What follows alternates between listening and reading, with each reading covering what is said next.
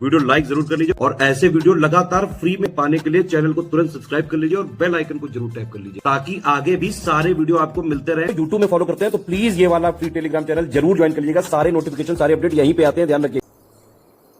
नमस्कार साथियों, स्वागत है आप सभी का स्टडी फॉर सिविल सर्विसेज में। ये क्लास है हमारी आरओ, बीईओ और पीसीएस 2024 के लिए इंपॉर्टेंट क्वेश्चंस की जो प्रीवियस ईयर के हैं, जीएस से जुड़े हुए हैं। तो इंपॉर्टेंट सीरीज है ये। तो चलिए बिना ज़्यादा बातें किए हम सीरीज को शुरू करते हैं। देखो भाई, देखिए ये है क्वेश्चन नंबर 71। यहाँ पर देखिए दो कथन दिए हुए हैं, एक कारण दिया हुआ है, एक कथन दिया हुआ है। इसको पढ़िए और इसको सॉल्व करने की कोशिश करिए। देखो भाई, कथन है अर्जेंटीना में खेती के लिए पंपास का मैदान मुख्य क्षेत्र है। कारण क्या है? पंपास की उपजाऊ मिट्टी तथा शीतोष्ण जलवायु फसल तथा घास उगाने के लिए बहुत उपयोगी है। साथियों, ये कथन भी बिल्कुल सही है, ठीक है, और जो इसका कारण है ये भी बिल्कुल सही है। यानी अर्जेंटीना में जो पंपास घास के मैदान है वो काफ़ी उपजाऊ है, बात सही है। और उपजाऊ इसीलिए है क्योंकि वो शीतोष्ण घास के मैदान है और वहाँ की जलवायु कुछ ऐसी है जो फसल के लिए काफ़ी उपयोगी है।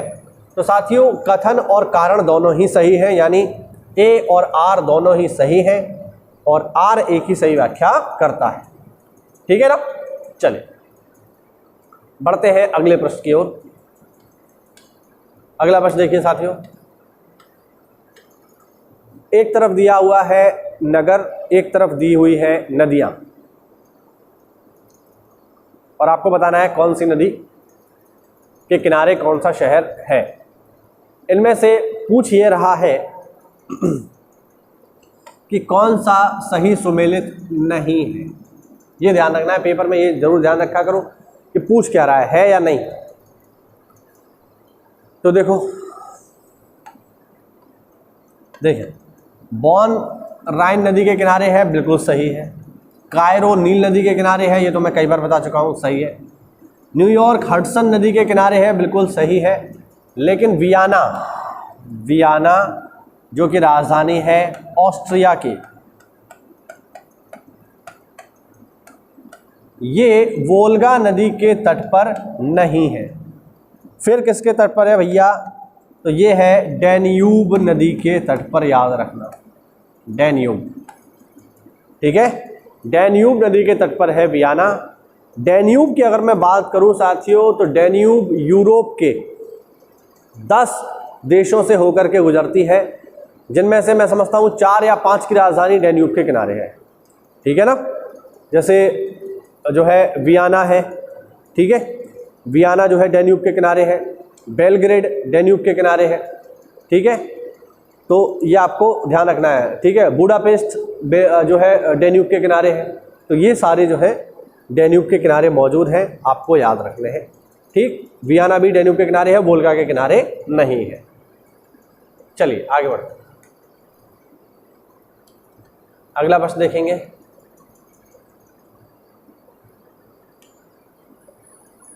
अगला प्रश्न है आपके सामने, कौन सा राज्य सबसे लंबी तटरेखा वाला राज्य है? ऑप्शन आंध्र प्रदेश, गुजरात, तमिलनाडु और केरल। ये यहाँ पूछ रहा है, आपको बताना है इसका सही जवाब। देखो,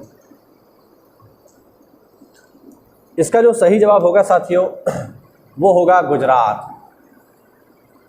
गुजरात की तटरेखा सबसे लंबी है, सबसे लंबी तट रेखा वाला राज्य ये गुजरात है, ठीक। लेकिन अगर यहाँ पर थोड़ा सा सवाल चेंज कर दे और कहे सबसे लंबी तटरेखा वाला केंद्र शासित, तो फिर इसका जवाब हल्का सा चेंज हो जाएगा। केंद्र शासित की अगर हम बात करेंगे तो केंद्र शासित प्रदेशों में जो सबसे लंबी तटरेखा वाला राज्य है साथियों वो है अंडमान और निकोबार। ठीक है, अंडमान और निकोबार, याद रखिएगा, महत्वपूर्ण है। चलिए बढ़ते हैं अगले प्रश्न की ओर। अगला प्रश्न हमारे सामने, निम्नलिखित सेल समूहों में से कौन सा भारत में अधिकतम मात्रा में कोयला प्रदान करता है, ये पूछ रहा है। देखो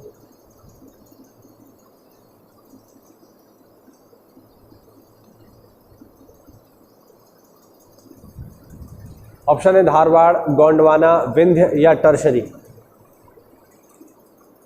इसका जो सही जवाब है साथियों वो है गोंडवाना। गोंडवाना प्रकार का जो कोयला है ये भारत में सर्वाधिक मात्रा में निकलता है। कोयले की अगर हम बात करें तो कोयला मूल रूप से 4 प्रकार का होता है। कौन कौन से प्रकार का होता है देखो जरा। सबसे पहले प्रकार का कोयला होता है एंथ्रेसाइट। सबसे पहले प्रकार का जो कोयला है वो कौन सा है, एंथ्रेसाइट। सबसे उत्तम किस्म का कोयला यही है। दूसरा होता है बिटुमिनस, सेकंड क्लास कोयला। तीसरे प्रकार का कोयला होता है लिग्नाइट और चौथे प्रकार का कोयला होता है पीट। ये 4 प्रकार के कोयले हैं। इनमें भी सबसे बेहतरीन किस्म का कोयला एंथ्रेसाइट है, सबसे बढ़िया, जिसमें 95% तक कार्बन की मात्रा पाई जाती है। पीट जो है सबसे निम्न प्रकार का कोयला है, सबसे लोएस्ट क्वालिटी का कोयला, सबसे खराब क्वालिटी का कोयला पीट होता है। भारत में अगर हम बात करें कि भारत में सबसे ज़्यादा कौन सा कोयला पाया जाता है साथियों, तो भारत में सबसे ज़्यादा बिटुमिनस प्रकार का कोयला पाया जाता है, ध्यान रखना है ना। कुछ मात्रा में भारत में कारगिल क्षेत्र से एंथ्रेसाइट कोयला भी मिलता है, लेकिन कारगिल का क्षेत्र अशांत है, वहाँ से इसको निकालना संभव नहीं है। इसके अलावा भारत में तमिलनाडु के नावेली क्षेत्र से लिग्नाइट नाम का कोयला भी निकाला जाता है। मेनली जो हमारे यहाँ जो कोयला मिलता है, जो ज़्यादातर कोयला है वो बिटुमिनस प्रकार का है, याद रखेंगे। चलिए बढ़ते हैं अगले प्रश्न की ओर। अगला प्रश्न देखिए, किस राज्य या केंद्र शासित प्रदेश में जारवा जनजाति का निवास स्थान है? तो मैंने आपको जो है अभी की कल या परसों की क्लास में ही मैंने आपको बताया था कि अंडमान निकोबार की जो जनजातियां हैं वो बहुत महत्वपूर्ण है, बहुत ज़्यादा ही इम्पोर्टेंट है। जैसे मैंने आपको उनमें से नाम बताए थे, जारवा, इसके अलावा शोम्पेन, ठीक है, इसके अलावा सेंटलीज, ठीक है, इसके अलावा ओंगे,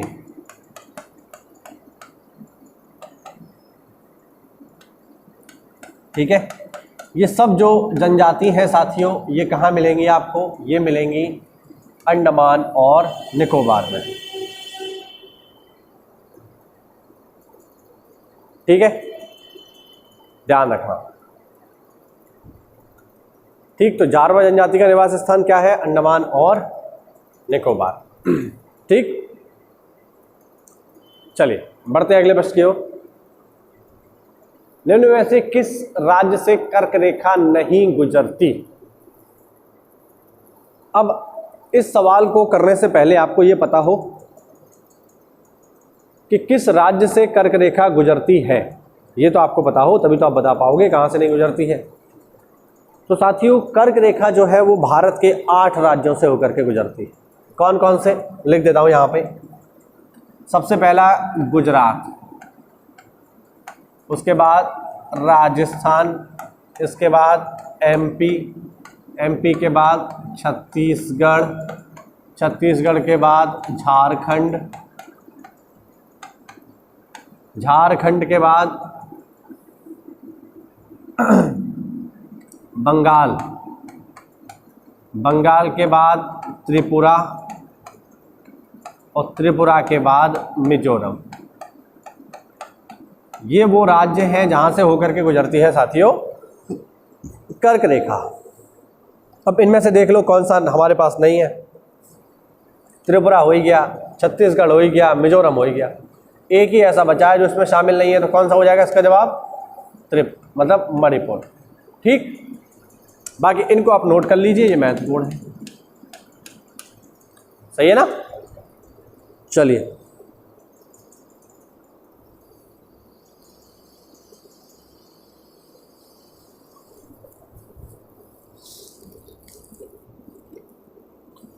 बढ़ते हैं अगले प्रश्न की ओर। चित्रकूट जलप्रपात किस नदी पर है?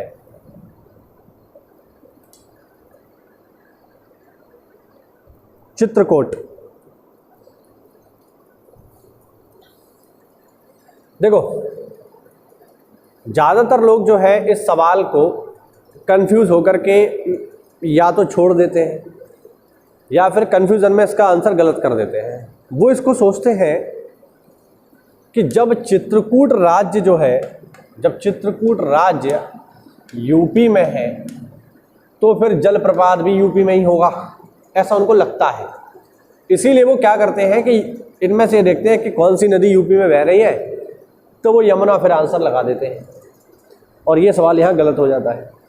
ध्यान रखना, चित्रकूट जल मतलब चित्रकूट नाम की जो जगह है वो तो यूपी में है, ठीक है, लेकिन ये थोड़ा सा अलग है, ये है चित्रकूट। तो अगर हम इसकी बात करें साथियों, ठीक है, अगर हम इसकी बात करें, चित्रकूट जलप्रपात की बात करें, तो चित्रकूट जलप्रपात आपको कहाँ मिलेगा? ये मिलेगा छत्तीसगढ़ में। ध्यान रखना, कहाँ मिलेगा? छत्तीसगढ़ में मिलेगा। और किस नदी पर है साथियों? इंद्रावती नदी पर है, ये आपको ध्यान रखना है। ठीक, छत्तीसगढ़ में इंद्रावती नदी पर मौजूद है चित्रकूट जलप्रपात। आगे देखिए, आगे है कुमायूं हिमालय किन नदियों के बीच में स्थित है? ये आपसे पूछ रहा है। ठीक, सिंधु सतलज, काली तीस्ता, सतलज काली, तीस्ता ब्रह्मपुत्र। अब मैं जो है आपको एक बार नदियों के आधार पर हिमालय का वर्गीकरण एक बार बता देता हूँ। छोटा सा टॉपिक है, देख लीजिए, महत्वपूर्ण है। ठीक है, नदियों के आधार पर हिमालय। तो नदियों के आधार पर अगर हिमालय को आप देखोगे तो नदियों के आधार पर हिमालय जो है आपका 4 हिस्सों में आपको मिलेगा। ठीक है, लिख देता हूं मैं यहाँ पे। सबसे पहला है कश्मीर हिमालय, या इसे हम पंजाब हिमालय भी बोलते हैं। ठीक, ये कहाँ मिलेगा आपको? ये मिलेगा सिंधु नदी एवं सतलज नदी के बीच में। सिंधु और सतलज के बीच में क्या मिलेगा आपको? कश्मीर हिमालय। इसके आगे बढ़ोगे तो आ जाएगा कुमायूं हिमालय। कुमायूं हिमालय कहाँ मिलेगा? ये आपको मिलेगा सतलज से काली नदी, जो कि भारत और नेपाल की सीमा का निर्धारण करती है। काली नदी, उसकी बात कर रहा हूं। तीसरा है नेपाल हिमालय। ये कहाँ मिलेगा साथियों आपको? ये मिलेगा काली और तीस्ता नदियों के किनारे। और चौथे नंबर पर आता है इसमें असम हिमालय। और असम हिमालय आपको मिलेगा साथियों तीस्ता और ब्रह्मपुत्र। इन सभी में जो सबसे बड़ा हिमालय है, ठीक है, वो है नेपाल हिमालय। ध्यान रखना, ठीक है, नेपाल हिमालय सबसे विशाल है, करीब करीब 800 किलोमीटर में फैला हुआ है। तो नदियों के आधार पर हिमालय का जब हम वर्गीकरण करते हैं तो उसमें ये इनका वर्गीकरण है। और इन सभी में जो सबसे बड़ा हिमालय है वो है नेपाल, जो काली और तीस्ता नदी के बीच में है। ठीक है, करीब करीब 800 किलोमीटर में जो है ये विस्तृत है। अब इस सवाल पे वापस आ जाओ। सवाल क्या है कि कुमायूं हिमालय किन नदियों के बीच में है? तो क्या इसका जवाब हो जाएगा? अब तो कोई डाउट ही नहीं बचा, अब तो मैंने पूरा एक्सप्लेन कर दिया। इसका जवाब हो जाएगा सतलज और काली, कुमायूं। ठीक, चलिए पढ़ते हैं अगले प्रश्न की ओर।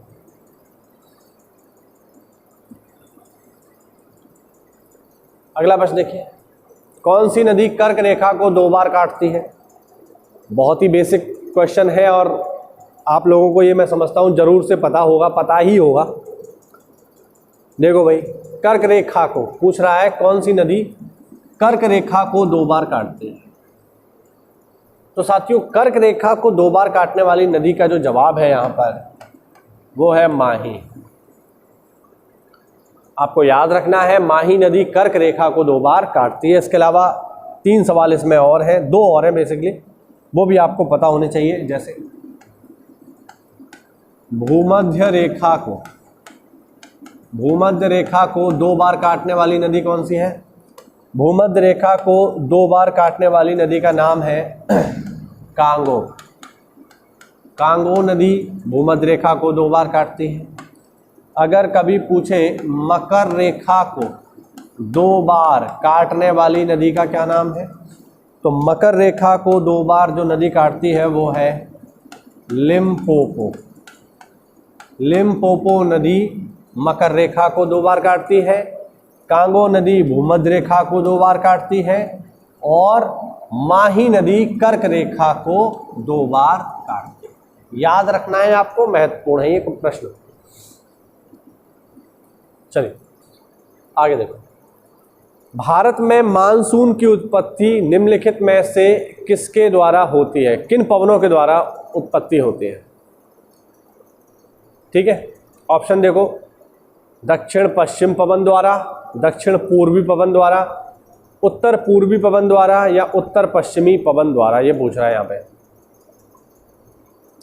ठीक है, चलिए एक बार मैं आपको इसमें मैप दिखाता हूं, फिर आगे बढ़ेंगे।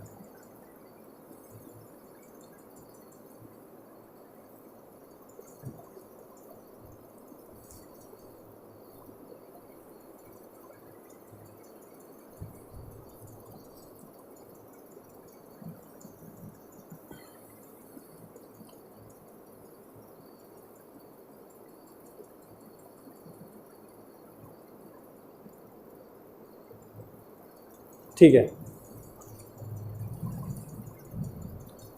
अब यहां आपको ये दिख रहा होगा, ये है हमारा प्यारा भारत।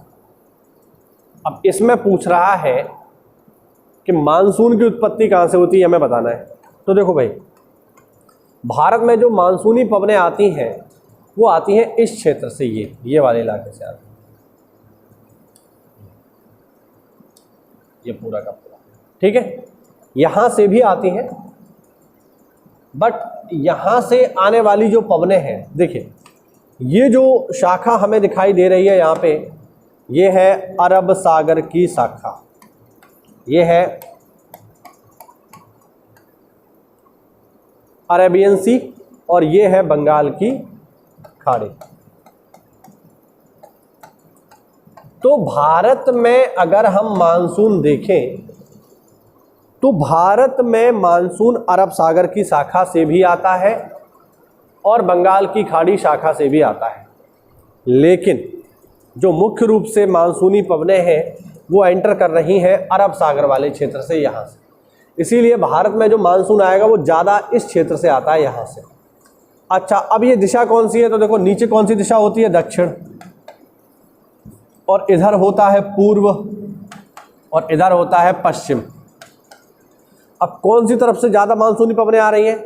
दक्षिण और पश्चिम दोनों से ही आ रही है ना। इसीलिए जो इसका जवाब होगा साथियों, वो क्या होगा? जो इसका जवाब होगा वो होगा कि भारत में मानसूनी पवनें, जो अधिकतर मानसूनी पवनें हैं वो कहाँ से आ रही हैं भाई? तो इसका जवाब क्या हो जाएगा साथियों?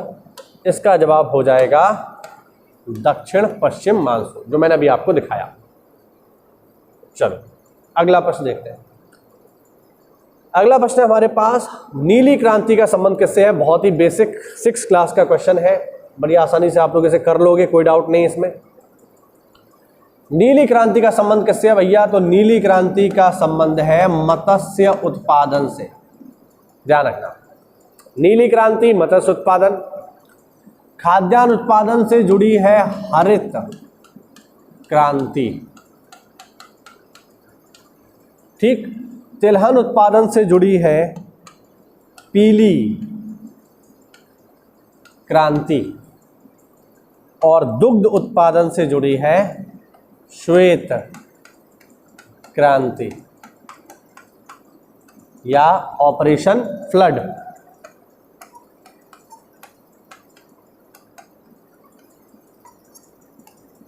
जिसको चलाया था वर्गीज कुरियन ने। तो ये कुछ क्रांतियां हैं, आपको इनके बारे में पता होना चाहिए। चलिए बढ़ते हैं अगला प्रश्न। अगला प्रश्न देखेंगे, तुलबुल परियोजना किस नदी पर है, ये आपको बताना है। तुलबुल परियोजना किस नदी पर है? ऑप्शन सतलज, झेलम, रावी और ब्यास।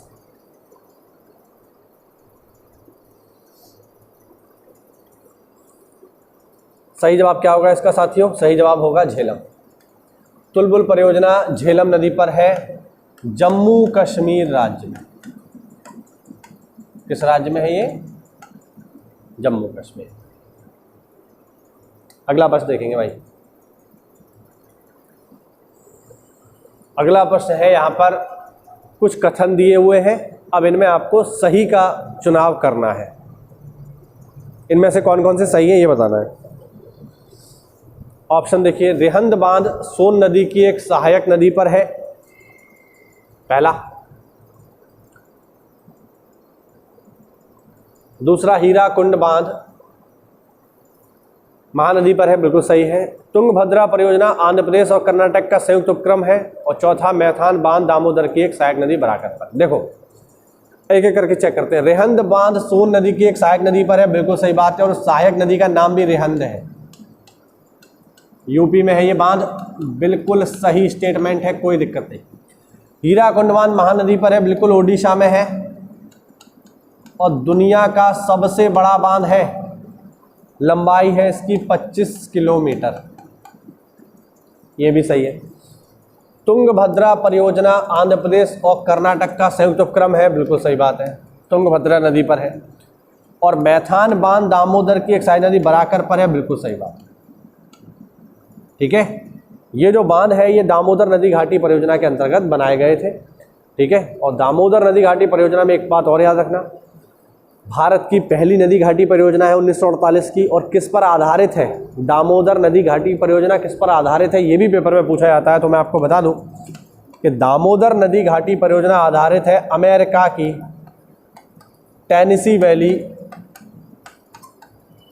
वैली नदी घाटी पर, नदी घाटी परियोजना पर ये आधारित है, ये आपको याद रखना है, ठीक है। चलिए आगे देखो जरा।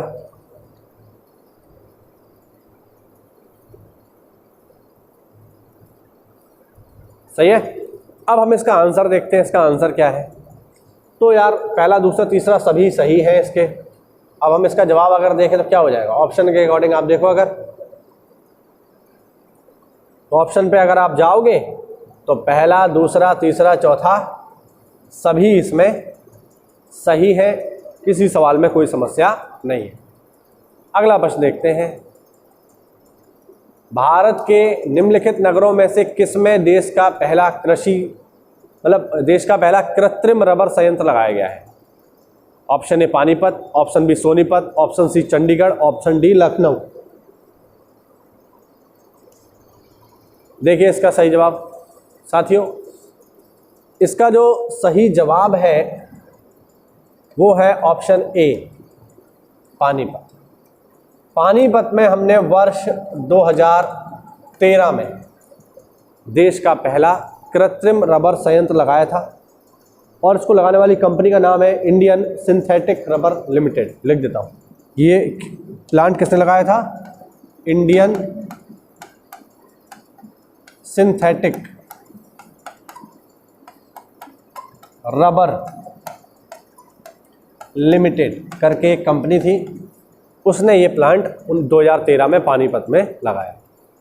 और सीरीज का अंतिम प्रश्न देखेंगे हम लोग। भारत में सबसे बड़ी तेल शोधन कारखाना कहाँ पर है, ये पूछ रहा है। तो मैंने लास्ट क्लास में ही इसके बारे में डिस्कस किया था, जब गुजरात की एक तेल रिफाइनरी को मैं बता रहा था, उसी समय मैंने इसको भी बताया था, मुझे याद है। तो भाइयों, जो इसका सही जवाब होगा वो होगा कि भारत में सबसे बड़ी तेल शोधनशाला कहाँ पर है, ये है गुजरात के जामनगर में। और ये किसकी है, ये रिलायंस इंडस्ट्रीज लिमिटेड की है, ध्यान रखना। ये तेल शोधन कारखाना किसका है, रिलायंस इंडस्ट्रीज लिमिटेड का है। तो ये हुए हमारे कुछ महत्वपूर्ण प्रश्न। उम्मीद करता हूँ इसमें आपको नई जानकारी मिली होगी, कुछ महत्वपूर्ण जानकारी मिली होगी। तो ऐसा है तो वीडियो को लाइक करिए, और अगर ये वीडियो इन्फॉर्मेटिव रहा हो तो चैनल को सब्सक्राइब जरूर करो यार, थोड़ा सपोर्ट दिखाओ भाई, आप ही के सहारे हम लोग चल रहे हैं। ठीक है, तो मिलते हैं अगली क्लास में, तब तक के लिए जय हिंद, जय भारत, वंदे मातरम।